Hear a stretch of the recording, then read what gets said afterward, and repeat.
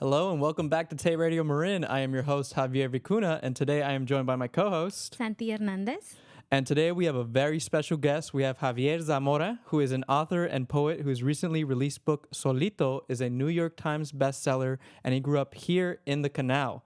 Also joining us is Diango Reyes, who we've had on the show before, and he is the Youth and Family Programs Manager for the Multicultural Center of Marin, and also very close friend of Javier. So thank you so much for joining us, Javier. How are you doing? I'm good. Landed here last night. Had some events today, and I'm feeling good. Yeah, thank you so much for taking the time to be here with us. Again, it's so cool to have local authors, poets, just people from our community, out there doing big things. Like a New York Times bestseller is crazy to me. So again, we're going to get into that, and we're also going to learn more about his background, his story. And Diango, did you want to share anything? No, man, I'm just excited that we got the opportunity to get Javier in here. I haven't seen him or talked to him in a minute, so, man, super happy and excited to share our conversation with everybody. Yeah, thank you. Santi, did you want to add anything? No, just thank you so much. Just from spending a little bit of time with you, I already know that this conversation is going to be very rich. Hopefully. Yeah, no. So right before we get into kind of your life and your background, I wanted to ask everyone here, what is your guys' favorite Spanish-speaking artist, like music artist? Ooh, good question. Yeah, since we all speak Spanish here. I'm thinking music. Yeah. I'm a huge fan of Soda Stereo. Oh, Soda Stereo, nice. Okay. Gustavo Cerati, I think, is the best singer-songwriter ever to have walked the earth. Wow. So yeah, if you don't know Gustavo Cerati or if you don't know Soda Stereo, check them out. Awesome. How about you, Diango?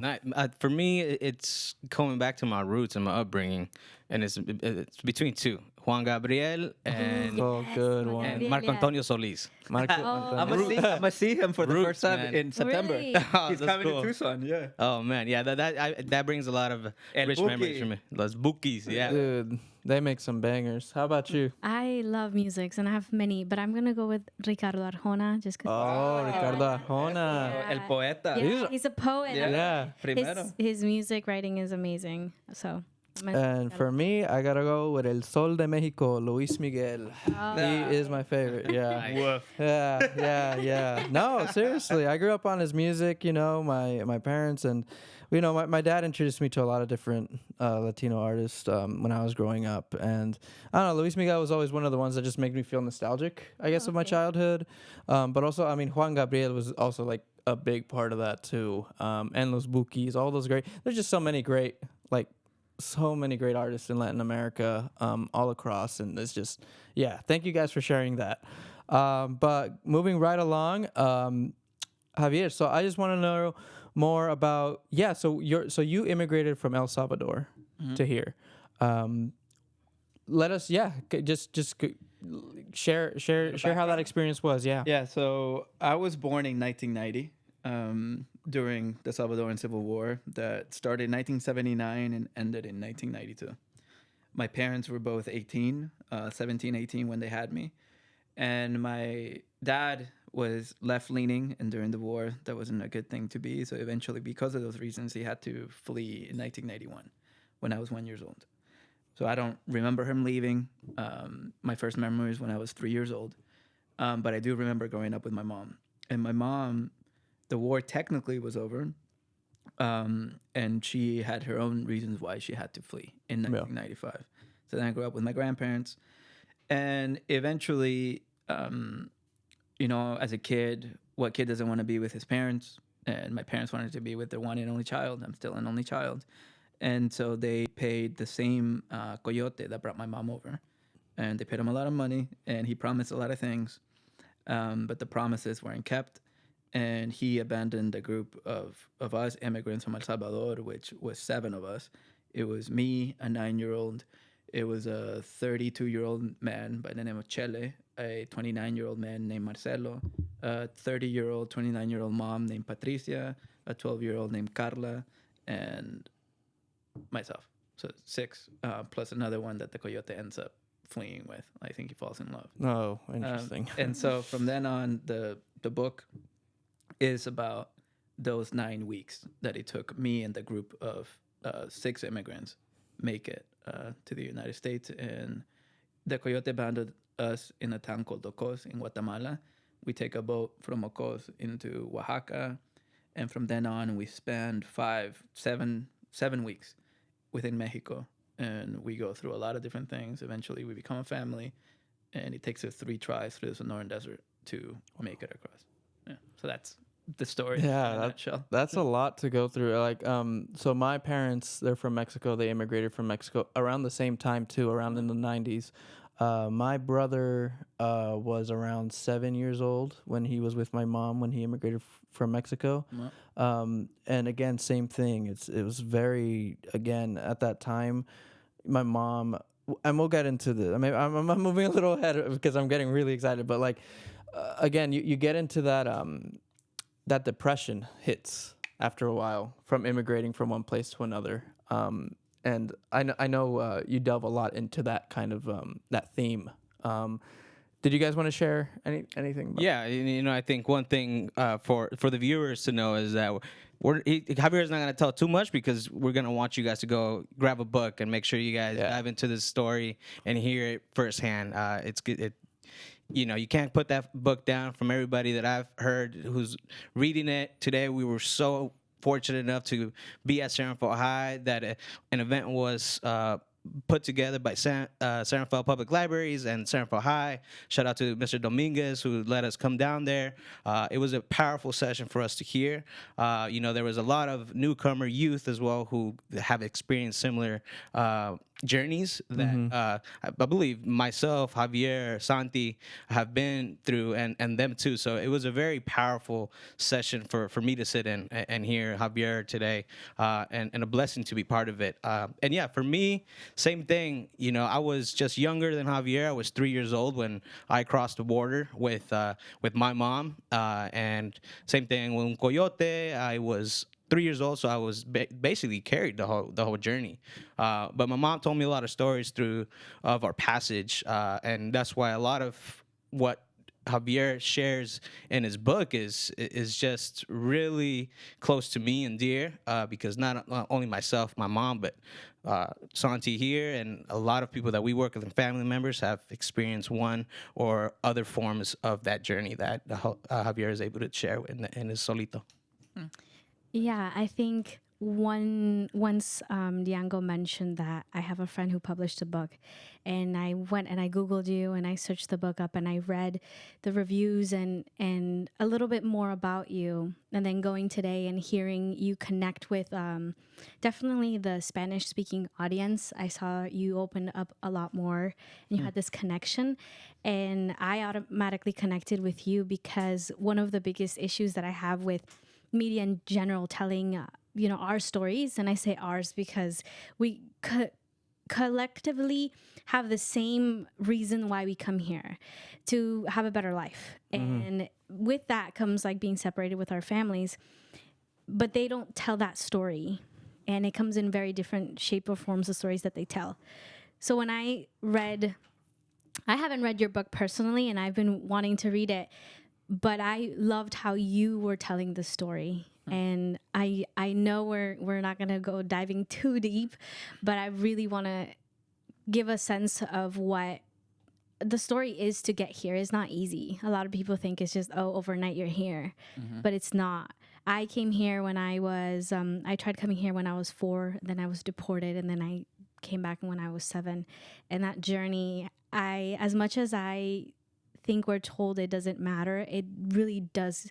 We carry it with us, and it kind of shapes and impacts our lives day to day. Absolutely.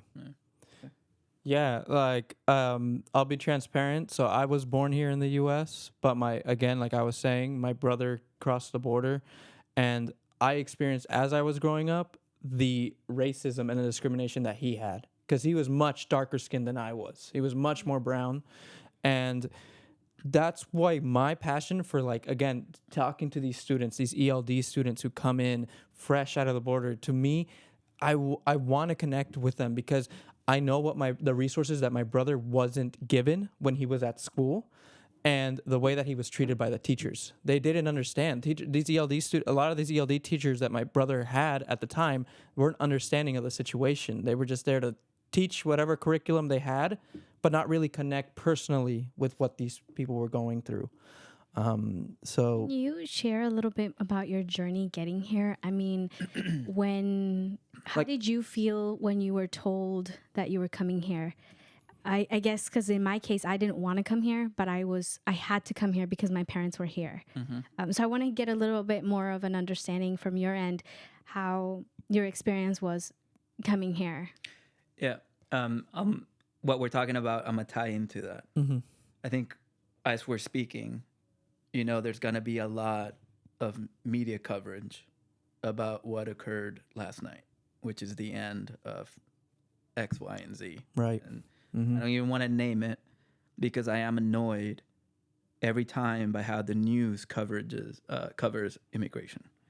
And there always tends to be a coverage of like, finally they're at the U.S.-Mexico border. And so the entire trip gets reduced to just your proximity to this invisible line. Yeah.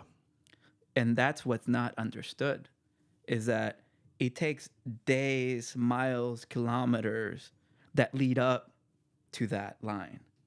And I hope, and that timeline begins when you first get that call from your parents that are no longer with you. Hey, you're going to come be here with us. As a little kid, I remember when that changed. My dad left promising that he was going to return once the war ended. The war ends, and then I think what's not spoken from to people that have immigrated to the United States when they're communicating with people that stayed behind is the realities of what this country is. Like, you come here thinking that there's an excessive amount of money, which there is. Yeah. But as an immigrant without papers, it's hard to obtain. And so then my dad soon realized that it was going to take far longer to meet whatever X amount of money that he had in his head that would have quantified his return. And then my mom leaves in 1995. And the thing that I remember her telling me at dawn, because they both left at dawn, was like, I'll be back to be here with you soon, mijo. Like, I'm going to return. Right. Just wait. And then what they both didn't factor into the equation of leaving was that the country was also not going to stay the same. And what happened in El Salvador, in Honduras, and in Guatemala, nobody expected the gangs and the crime to get, and the discrimination to get as bad as it got. Yeah. And so in 1997, once a few people were murdered in my hometown, which hadn't happened since 1992 when the war was still going on, they were like, oh, okay, now it changed from we're going to return to be with you, so you're soon going to be with us here. And I remember feeling excited because I hadn't really thought about what it meant to leave. I still remember telling my friends once I was a 9-year-old, be like, oh yeah, I'm leaving, but I'm going to come back. I'm going to come back for Christmas. Right. I left on April 6th of 1999. As a little kid, I genuinely thought that people didn't want to return because they didn't want to, not because they couldn't. Yeah. Like, that wasn't something that I understood in my 9-year-old brain. And then, so yeah, to answer your question, I was excited because to me, the United States equaled my parents.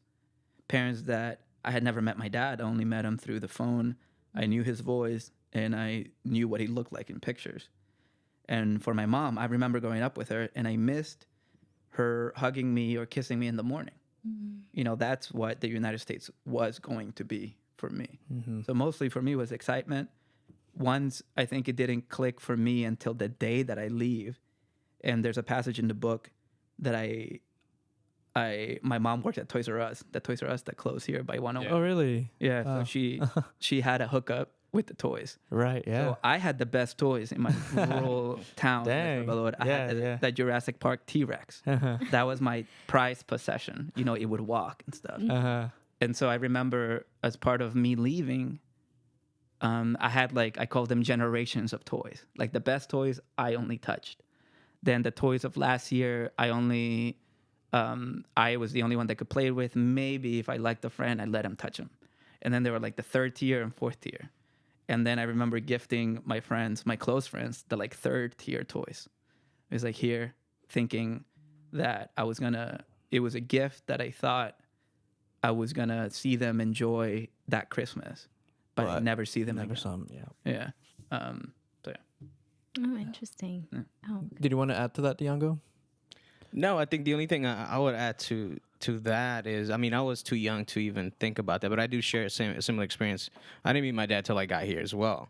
But at 3 years old, you really don't remember, you don't have memories like that, vivid memories that you can really recall on and share and really describe the way Javier was able to do in Solito. But through upgrading, and we'll get to what your experience was here in Marin County and San Rafael. But one thing that I did learn in college in one book that I read that really related to me was that this is the American dream. And then I was able to really separate American and dream. And it's just a dream. It doesn't matter if it's American. We have a dream to come back to be with our family members, to be reunited. Some of those dreams don't come to reality or to fruition for some people. There's people still detained, people who get sent back to Guatemala, Mexico, El Salvador. But, you know, for me, it continues to be just a dream. Only few of us are able to really grasp to that dream of what we expect here. But that's the only thing I want to add. You know, I think for me, it was just the way I look back now is like, man, there was a dream, you know, to come to a better life, to come fulfill, you know, the unattainable that we can't have back in Guatemala or El Salvador. But that's what I wanted to add for what you were. And what I would add to that is that where did we get those ideas? For me, it was the movies and the TV shows that whether we realize it or not is almost like propaganda. Yeah, you know, absolutely. In the United States, Hollywood controls television across the world. And so because they control that, they can export that dream. And it's interesting, not to get too off topic, but China has realized that. China is doing the same thing that the United States by making these shows, having the caliber of the shows and exporting them.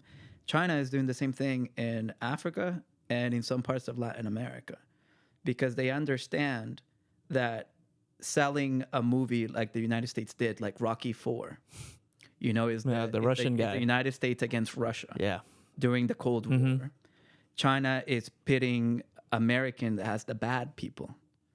Because eventually, you know, if you see something over and over, and if you give that idea of like, oh, America is good, America is beating the communists, you're going to slowly believe that is what is good and what you should want.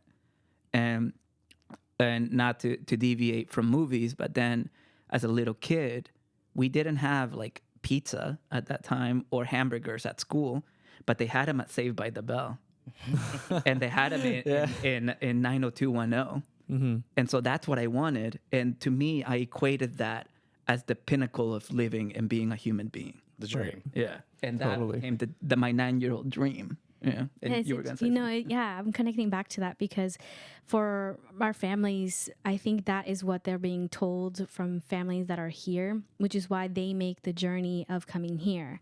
And they realize like, oh, in our own countries, it's a bit harder for them to succeed the way you would succeed here in a way. That's what they're perceived or told. So they make that travel. And then we grow up with movies and music, and you hear about the lifestyle that's in the U.S. And I think for me, I personally didn't want to come here. I think I was just traumatized by my first journey when I was 4. So I didn't want to do the second time. I said no.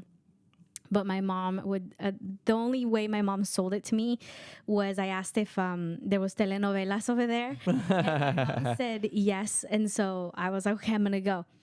But I remember when I woke up in my mom's arms and then we spent time in LA and we came home. And I had a dream of I knew where we were living at home in Guate, and it wasn't an apartment. It was a house. I had a backyard. I could play soccer. I could be playing with the tierra.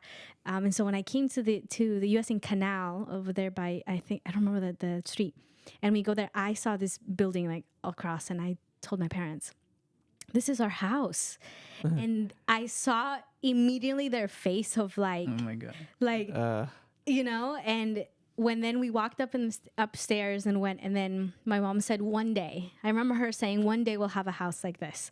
We go in and go in an apartment, and it was an apartment where someone was living in one bedroom. People were living in my living room, which family. And then we went to the bedroom, and it was my parents' bed, my little brother's bed. And then eventually we upgraded to a bunk bed, and it was all 4 of us living there. And so I remember, like you mentioned, it's kind of like a lie in a way. What you are, or your perspective is so different than the reality. And that happens to all of us. Yeah. Absolutely. I will follow that up with, right after living what I lived through, I get here on June 11th. And then we land at the bus terminal in Central San Rafael. My cousin picks us up, my dad, my mom, and I. And then we drive from the bus stop to the canal. And I'm seeing all these houses, right? Like, oh. And then we go and turn on Kerner Boulevard. And I grew up on 20 Marion Court, apartment number 2. And then we go in there, and the same experience. I laugh because I'm like, I had the same exact experience.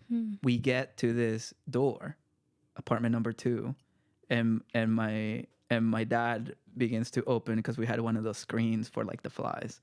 So he opens that, and I turn to my mom. I'm like, oh, where's our house? And then my dad just like freezes with the key in the door.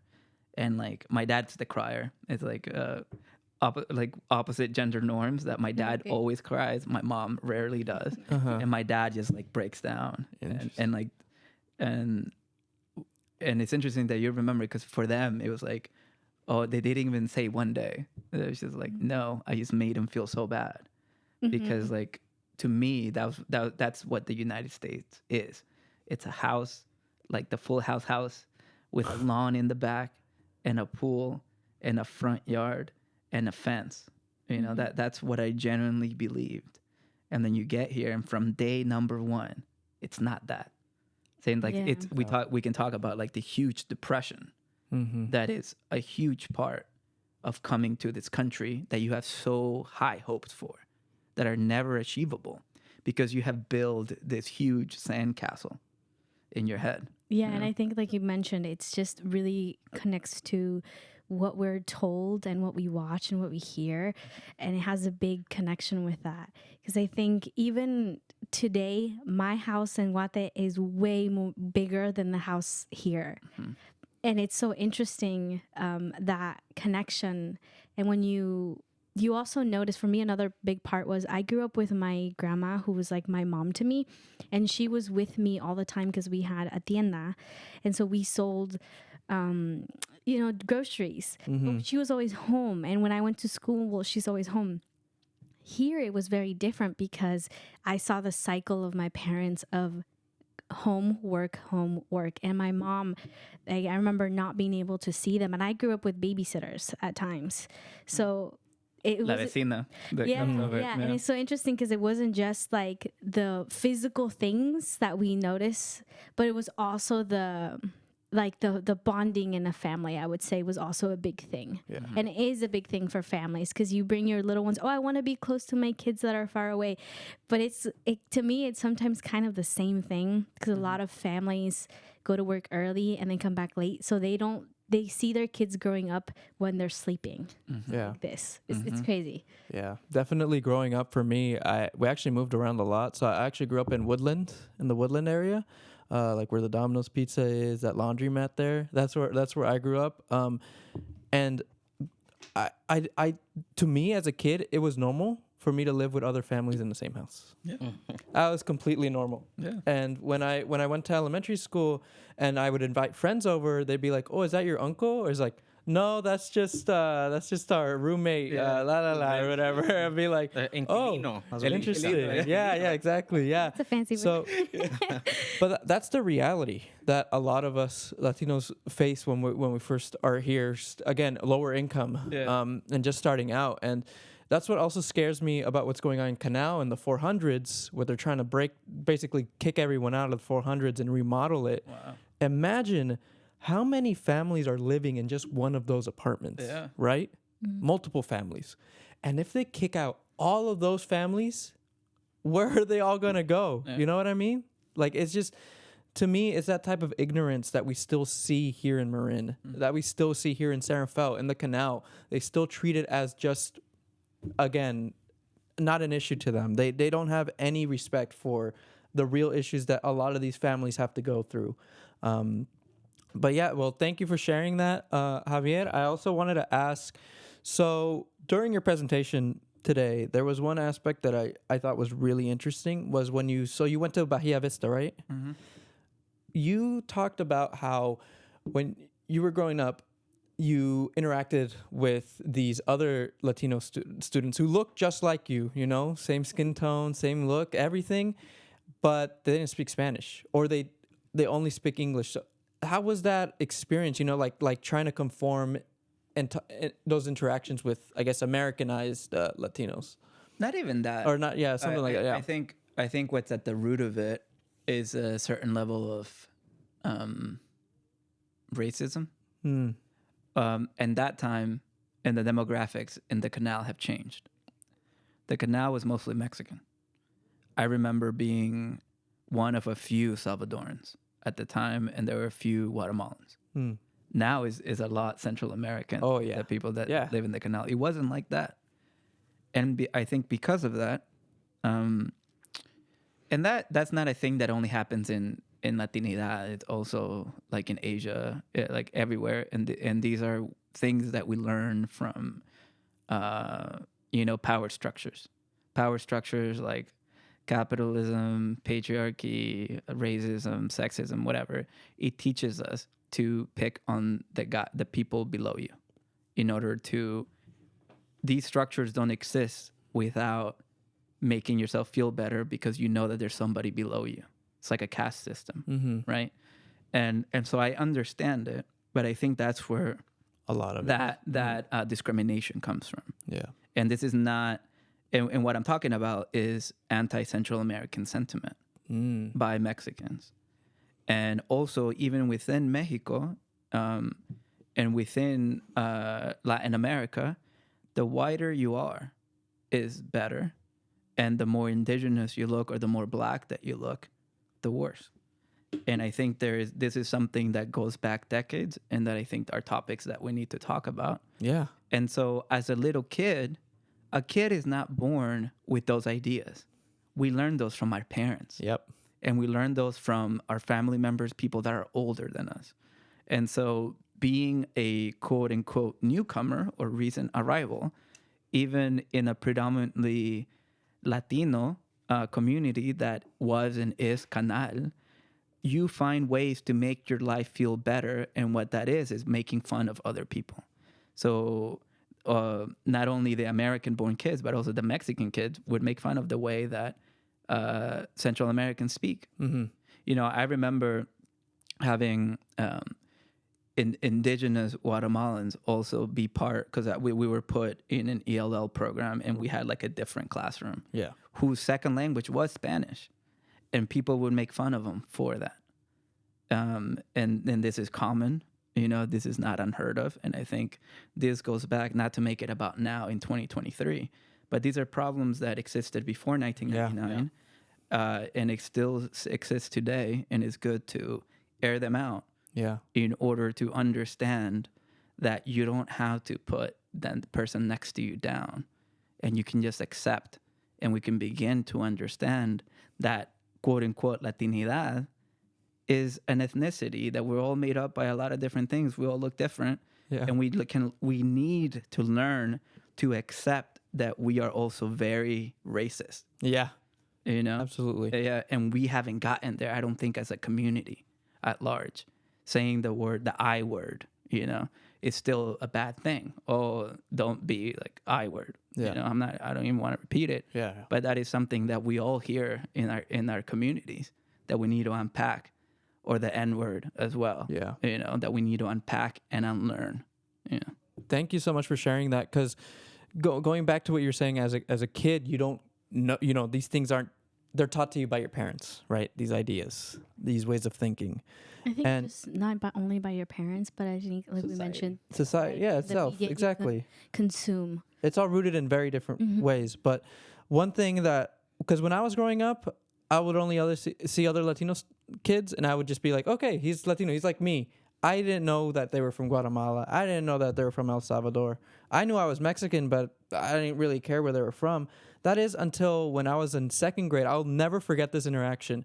I had a best friend. His name was Jeffrey, and he came up to me one day and was like, "We can't be friends anymore." I'm like, "Why? Is it because you're Mexican and I'm Guatemalan? We're not supposed to get along." And I remember being so confused at what he just told me. I was like, what do you mean? We're like homeboys. You know what? Like, what's wrong? What? I didn't understand it, but it's because he and his family were being treated terribly by a lot of these other Mexican families that were in the area at the time, and his parents probably told him, "Hey, don't hang out with him because he's Mexican." Yeah. Even though my family wasn't doing any of that crap, but like, again, he was a kid. That's what his parents told him, and that's what he had to say. So that to me, that interaction is exactly what came up to me when you explained that to me. Did you want to share, Diango? No, I wanted to kind of add on to this, if that's okay. One thing, and why I'm mentioning it is also because we're still in May mental health.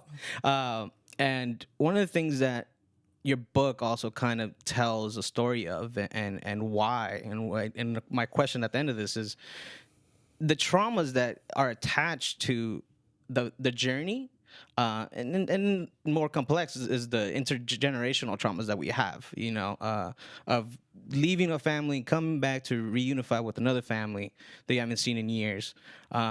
But more focused on what the question that Javi said, just adding on to, is, you know, how did you adjust here? And I know that you mentioned you went to Bahia Vista and that you started seeing a therapist at Bahia Vista for 10 weeks, and then it ended and you wish it had gone longer. But as you got older, you were able to, you know, still get a therapist. And what I took away earlier was that, you know, that helped you really get out that anger that you had built up for many years, to be able to tell your story.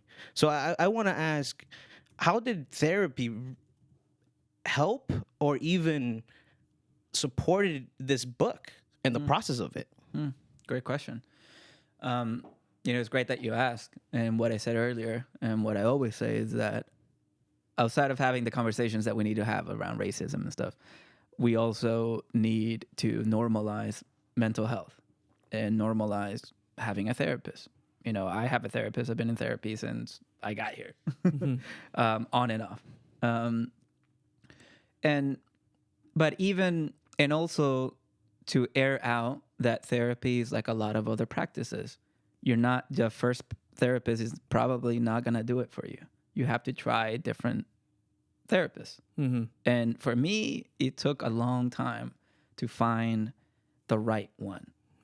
And in hindsight, I can tell you what the right one is, which I didn't know while I was searching for them. In Marin, a lot of the therapists at that time, because I was like a quote unquote problem child, so they made me go to therapy beginning in 7th grade. And all of them were white. And I think, even in 7th grade, you know, I hadn't gone to where I eventually go to high school. So I was uncomfortable being around white people because Marin County is very segregated. Yep. And I was mostly around brown people. And the only instances that I interacted with white people was on the soccer field. Because I played with like Canal Clash, and then eventually me and Diango, that's how we met. We played with like the Bulldogs. Central Marin Bulldogs. Central Marin Bulldogs that eventually becomes Marin FC. Marin FC. I didn't know that was the original name for that. Yeah. Wow, I did not know that. And so a lot of the people still now who can afford to play soccer are white. Yeah. And the same thing with therapists. So eventually, I finally get my first Latina therapist that I thought was going to fix it all. in my 20s, and it still didn't. And then finally, when I'm 29, I meet a Latina therapist who's also an immigrant herself. Wow.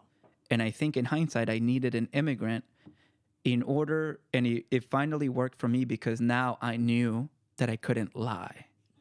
I always knew how to lie to my therapist, and I was doing myself a disservice and a disservice to them. Yeah. But then having her check me, because when you know, and she would like just keep on pressing when other therapists who weren't immigrants themselves, they would just take me like, oh my God, that's really difficult. This one was like, I went through that. Let me push a little more. And that's what I needed. And I needed to respect my therapist, which I would go when you go through traumas.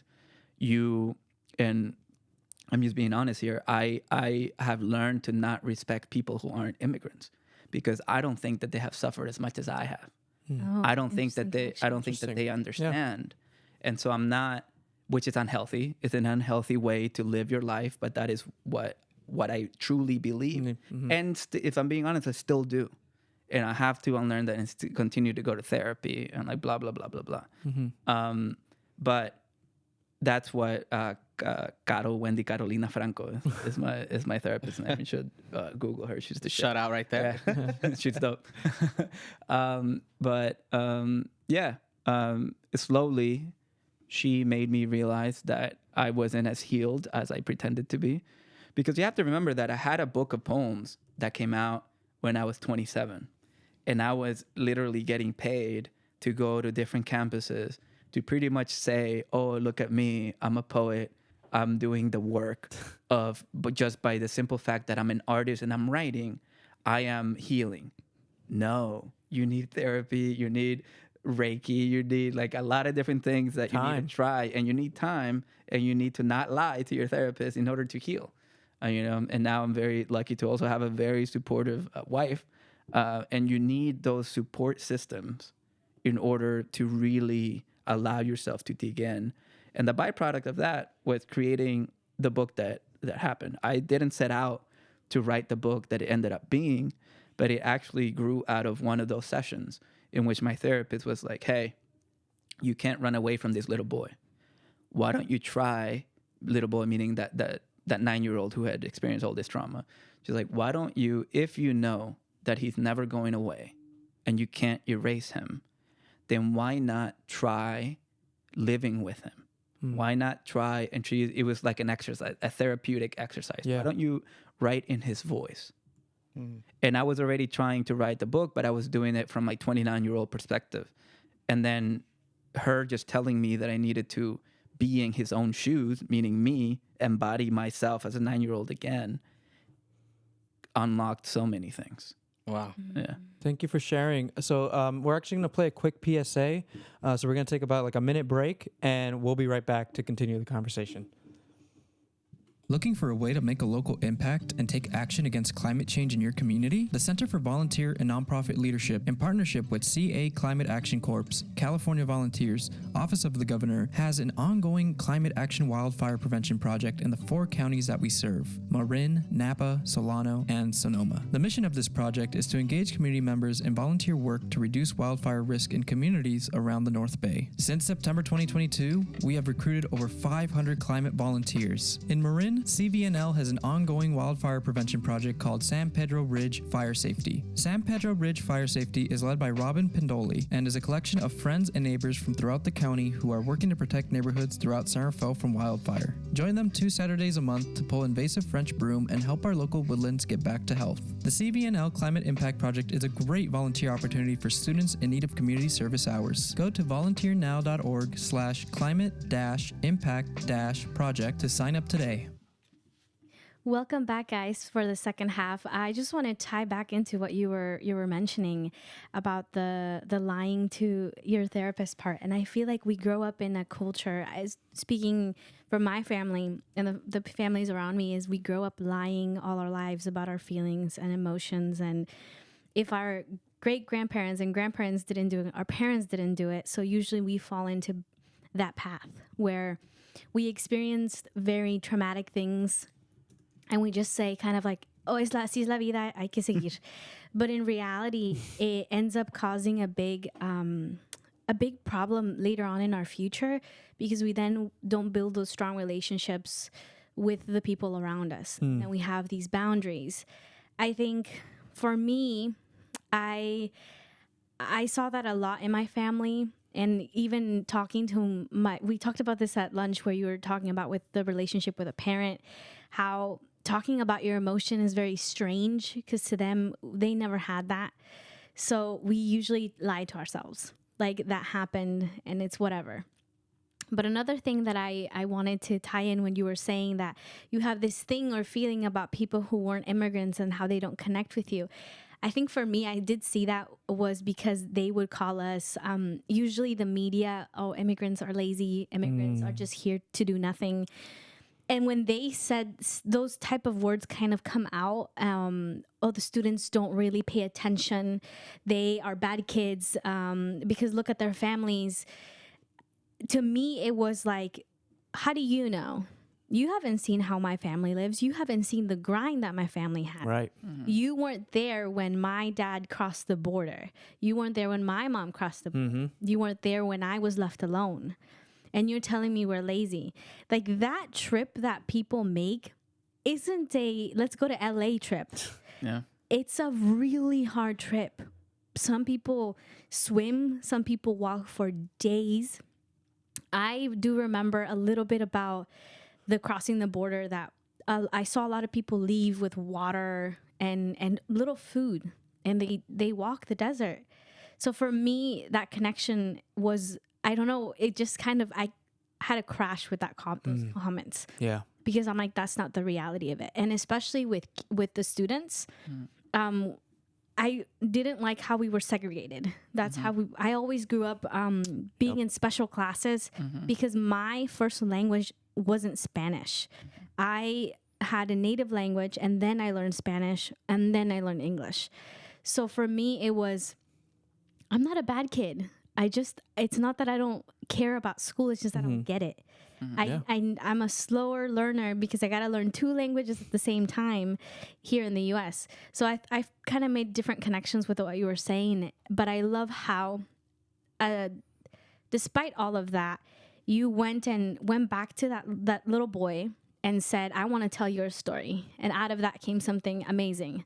So just the connections are great.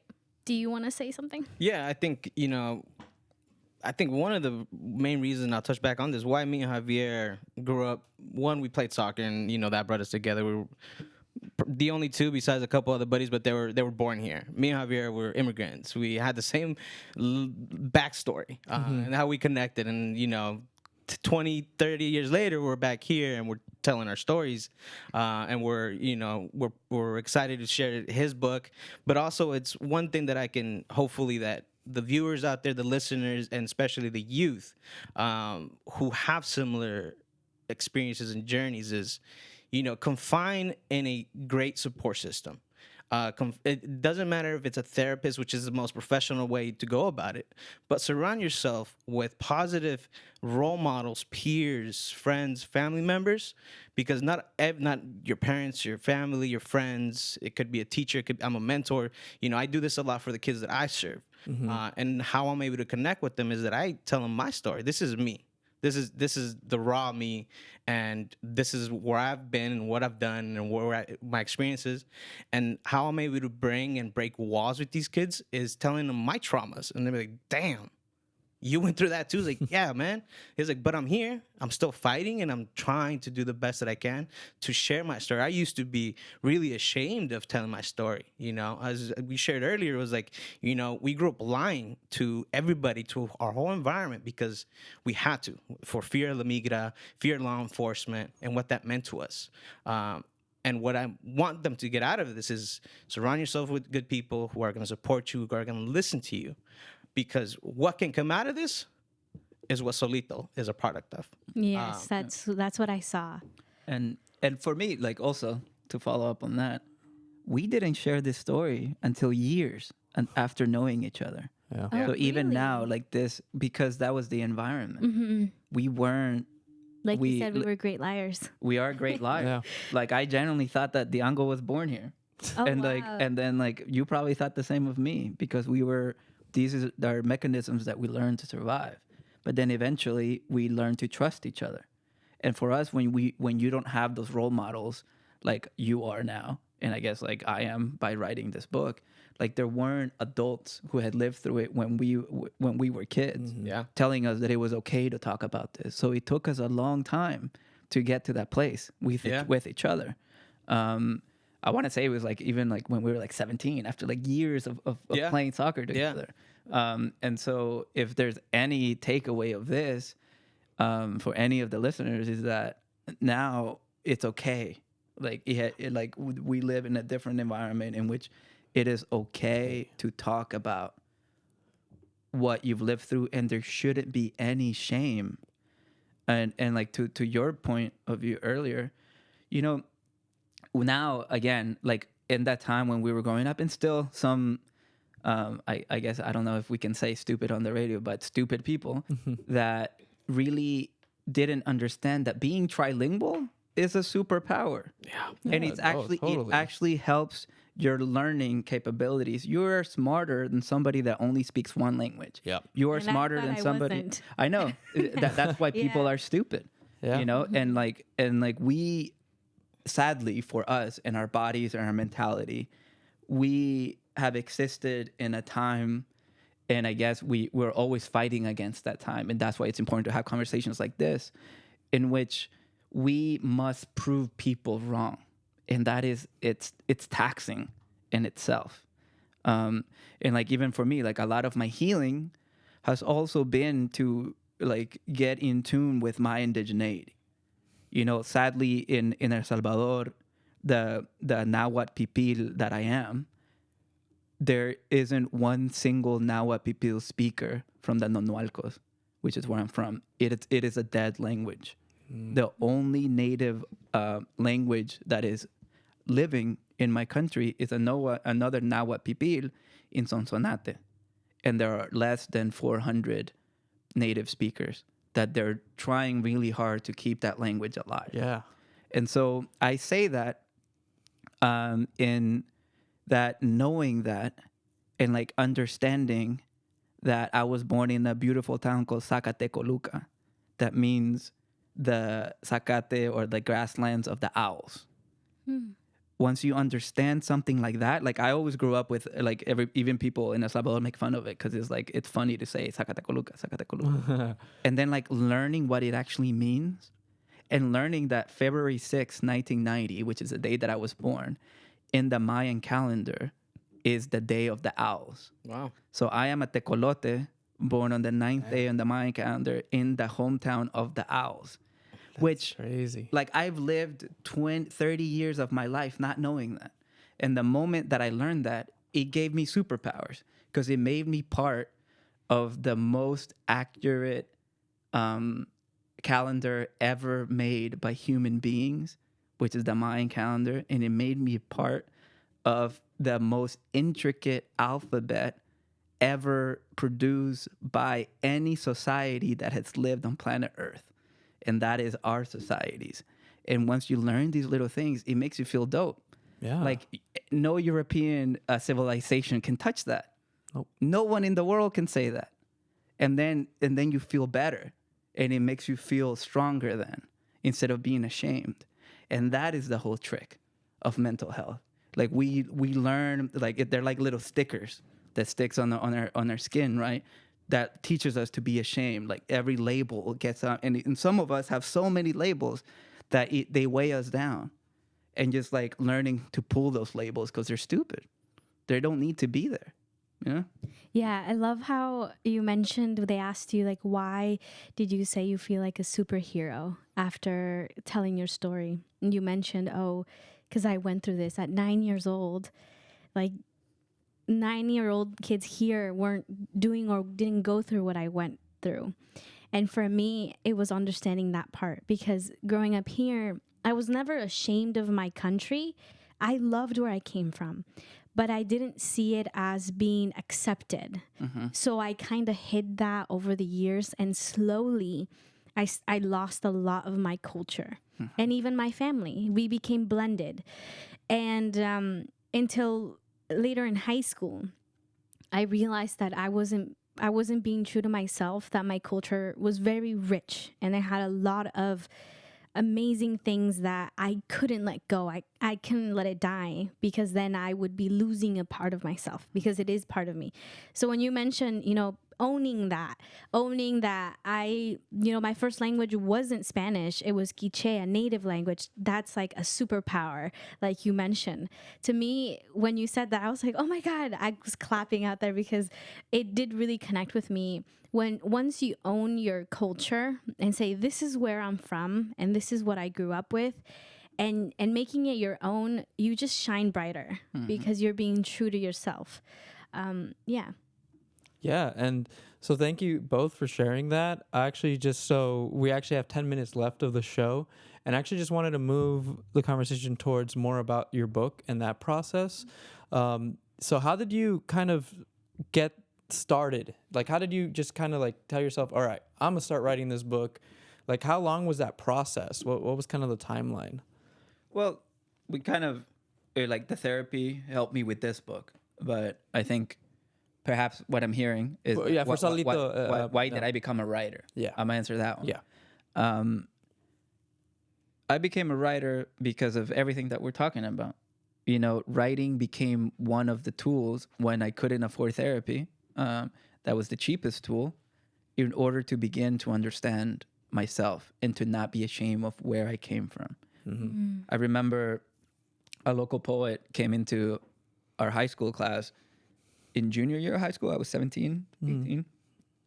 And I remember she gave us a task, and the prompt was write about where you come from. It's very simple. Yeah. And at 17 years old, I was still not really processing, because when you don't process things, you pretend that you can forget them. So I hadn't thought about all the people that helped me get here. I hadn't thought about the desert. I hadn't thought about El Salvador. But that prompt, for some reason, the timing, I don't know what, it was the very first title, and the titles never come to me, but the title came first. It was Mi Tierra / My Land. And then I was reading Che Guevara at the time, so it was very left-leaning, kind of like angry at the United States, because I was beginning to understand why I had gotten to this country. And essentially, like, my book of poems, Solito, I think my life's work as a writer comes down to answering the question of, why am I here? Why is my family in this country? Yeah.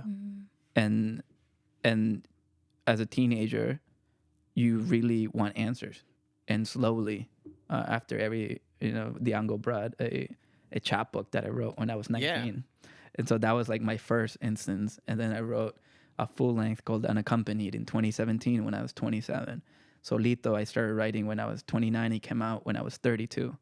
And they're all essentially trying to answer that question, like, why am I here? That's awesome. Thank you for sharing that. And, with that process, how was it, like, exactly, how did you get that to a publisher? Like, how was that, like, having to send it over? Because I imagine you had to revise it a lot, right? And how was it, like, how would someone go about getting that to a publisher?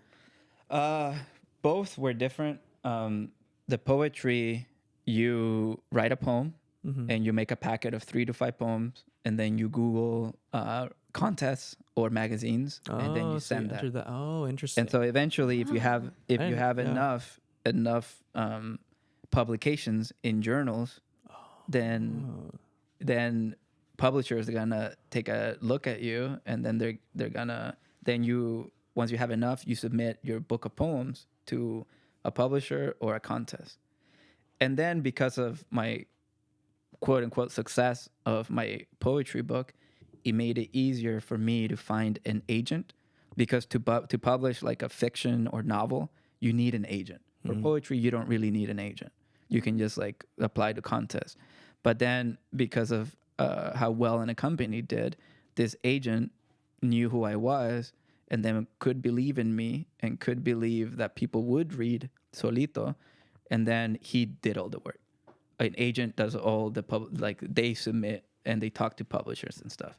So for that, it's mostly you just writing something good that the agent can then show other people once it's finished. Gotcha. Yeah, thanks for sharing that process. Interesting. So we have about 5 minutes left. So I just want to leave these last few minutes to just share any last minute thoughts, anything you want to share with our audience, Javier or Diango, Santi, just about the conversation we've been having. One thing that I definitely want the viewers and the audience, because we are in San Rafael, we are in Marin, and we're basically in Canal. we're a walk away from Canal. Yeah. I want the viewers and the youth to hear what your journey was here in San Rafael, just in a brief, Bahia Vista, Davidson, where we met, Branson, you went to Berkeley, where I was still hanging out with you then. You're also an inspiration for me, because I was like, man, he's doing it, I should go, and I continued school after because of you as well. You went in NYU, you went over to Stanford and Harvard. Growing up in Marin is difficult, and I just want to be honest about that. It's so segregated. If you go outside of Marin and you tell people that you're from Marin County, they don't think that there are brown people here. And that is on purpose, because this county is so white, but not. Us brown people, because it's mostly brown, Marin County is also getting super gentrified. I mean, Marin City.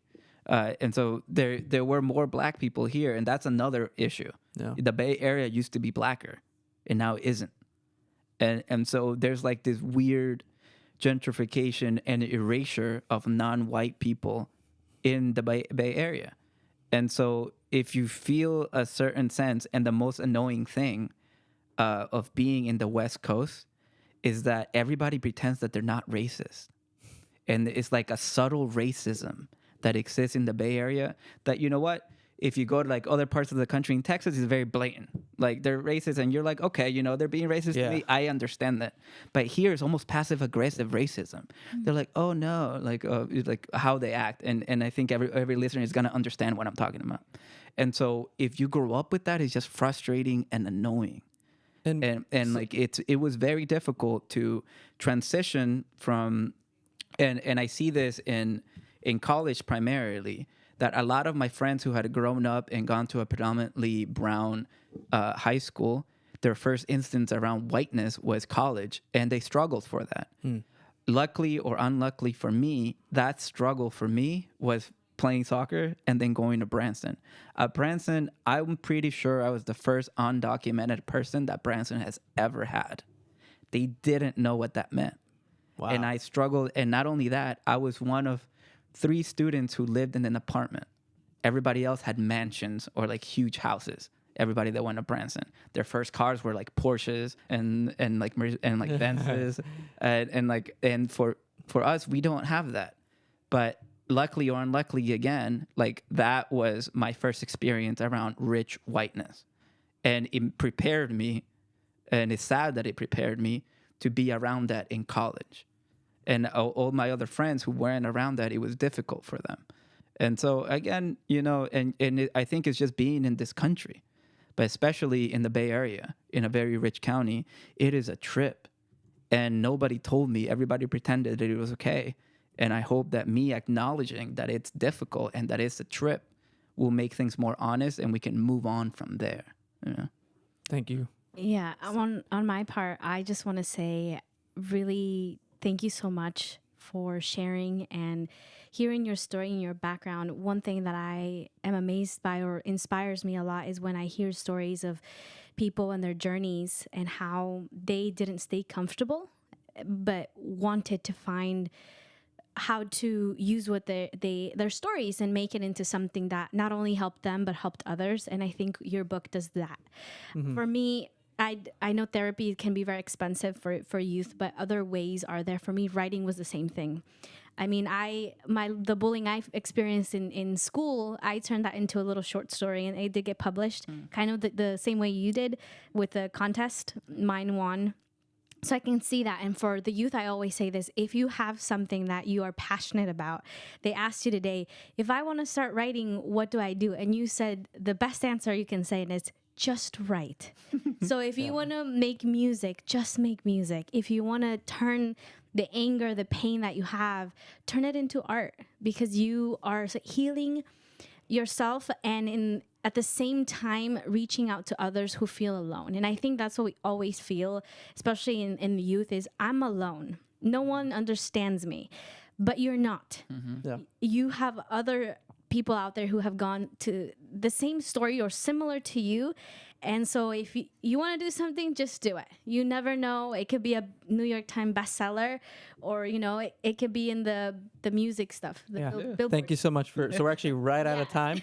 But I do want to plug in real quick. You can go to javierzamora.net to learn, again, get the resources, learn more. If you want to contact Javier directly, you could get on that website. Anything else you want to share to plug in?